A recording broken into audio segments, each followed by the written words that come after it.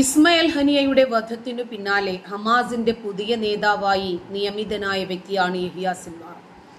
അയാളെയോ ജീവനോടെയോ അല്ലാതെയോ അയാളുടെ തലയെടുക്കണം എന്നാണ് ഇസ്രയേലിന്റെ പ്രധാനമന്ത്രി ബെഞ്ചമിൻ നെതന്യാഹു സൈന്യത്തിന് നിർദ്ദേശം നൽകിയത്.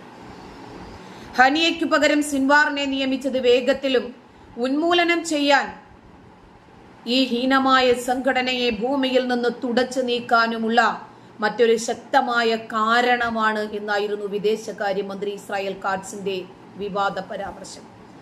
സാമൂഹ്യ മാധ്യമ സൈറ്റായ എക്സിലാണ് യഹിയ സിൻവാറിന്റെ തല ആവശ്യപ്പെട്ട് പ്രധാനമന്ത്രിയുടെ പോസ്റ്റ്. കഴിഞ്ഞ ആഴ്ച ഇറാൻ തലസ്ഥാനമായ ടെഹ്റാനിൽ വെച്ച് ഹമാസ് മേധാവിയായിരുന്ന ഇസ്മായിൽ ഹനിയയുടെ തലയെടുത്തു ഇസ്രായേൽ. ഹനിയയെ നേരിട്ട് ലക്ഷ്യമിട്ടെത്തിയ മിസൈൽ ആക്രമണത്തിലാണ് അദ്ദേഹം കൊല്ലപ്പെട്ടത്. മുതിർന്ന ഹമാസ് നേതാവായ